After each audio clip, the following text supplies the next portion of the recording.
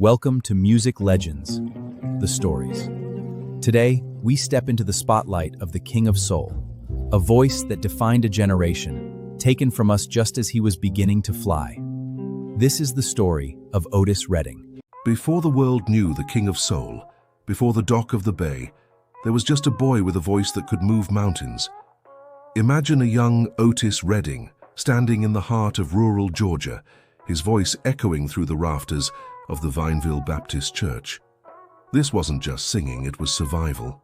Born into poverty in Dawson and raised in Macon, Otis learned early on that life had a rhythm all its own, sometimes upbeat, but often a slow, heavy blues.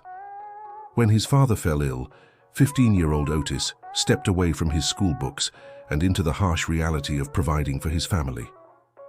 He dug wells, he pumped gas, but in every drop of sweat there was a lyric. At the Douglas Theatre's talent shows, he didn't just win trophies, he found his destiny. This is the story of how a Macon prodigy turned a struggle into a soul revolution. This is where the fire began. By 1962, the air in Memphis was thick with the scent of potential, but Otis Redding was still just a driver for a local band. He arrived at the legendary Stax Records on McLean Boulevard during a session for Johnny Jenkins. He waited patiently in the shadows while the Pine Toppers struggled to find their groove. The session was ending in frustration, the clock ticking towards silence, when Otis asked for just one chance. He stepped to the microphone, a young man from Macon with everything to prove and a heart full of stories. Jim Stewart and Steve Cropper settled behind the glass, expected nothing more than another hopeful singer. Then Otis began to sing "These Arms of Mine."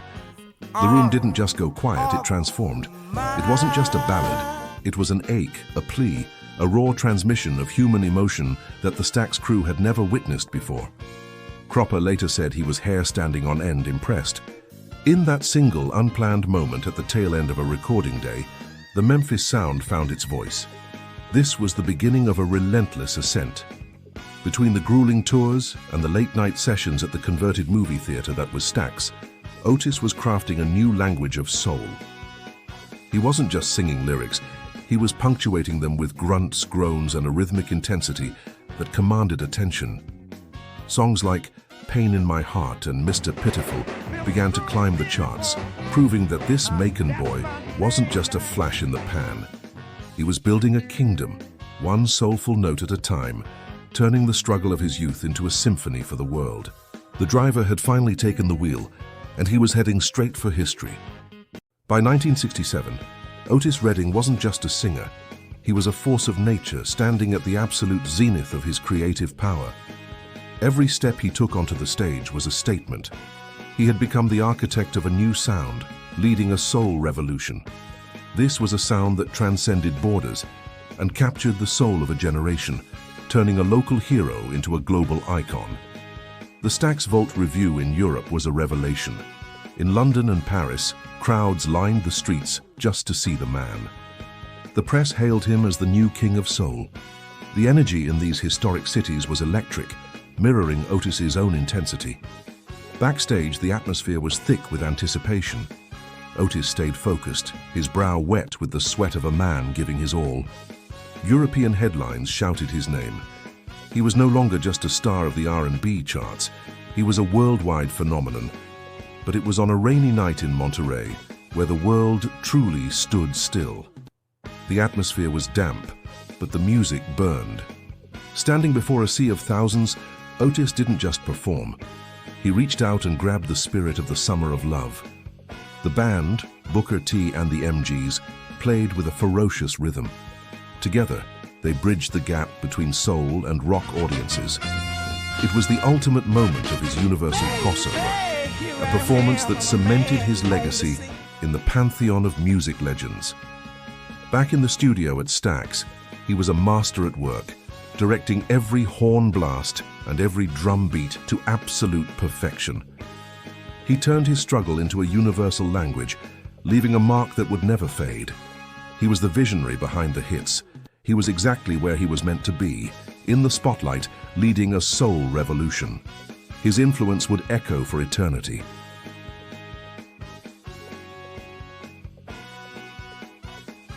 By late 1967, Otis Redding was ready for a change. After years of high-energy soul, he was seeking a sound that reflected his inner growth. While staying on a houseboat in Sausalito, he began to write something different, something quieter, more introspective and deeply evocative of the California coastline. He watched the tide roll away, finding a new rhythm in the fog of the San Francisco Bay, a far cry from the grit of Memphis. Back in Memphis, some at Stax Records worried it wasn't soul enough. They missed the grit, but Otis knew he had found his true masterpiece. He entered the booth with a sense of peace. He whistled the iconic melody into history, unaware it would be his final gift to the world. The musicians listened in awe. Steve Cropper's hands moved across the electric guitar, playing those gentle opening chords that would soon define an era. The sessions were magic. As the master tape reels spun slowly, they captured a man at the height of his creative powers, exploring uncharted territory. On a cold, foggy December day in 1967, Otis boarded a small twin-engine plane for Madison. He was full of plans and full of life. He waved a final goodbye, heading toward a show he would never play. The music world was about to lose its heartbeat. When the plane disappeared into the icy waters of Lake Monona, a sudden silence fell over the industry. The King of Soul was gone. The tragedy was absolute. Visuals shifted to abstract sorrow, a radio signal drifting into static, a record stopping abruptly in the middle of a groove. But even as the silence fell, a new sound was rising from the bay, a song that would become his first #1 hit. It was his eternal farewell, a poignant masterpiece that proved his genius. Otis left us with a song that would live forever. As the light fades, we are left with the echo of his voice, sitting on the dock of the bay, watching the tide roll away. Otis Redding didn't live to see the masterpiece he left behind become the sound of a generation.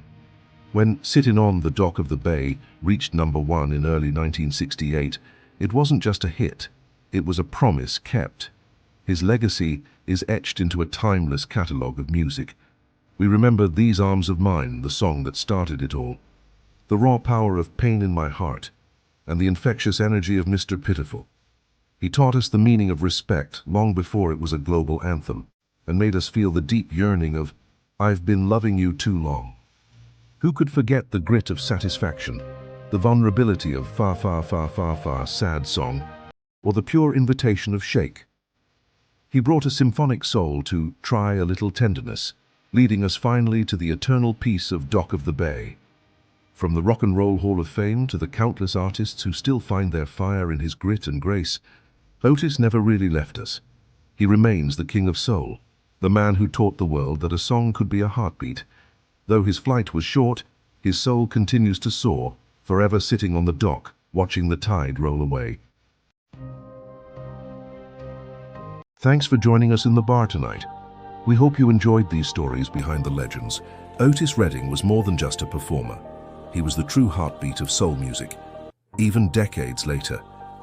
If you did enjoy this video, please like and subscribe to help us improve the channel. Stay tuned for our next episode. See you next time.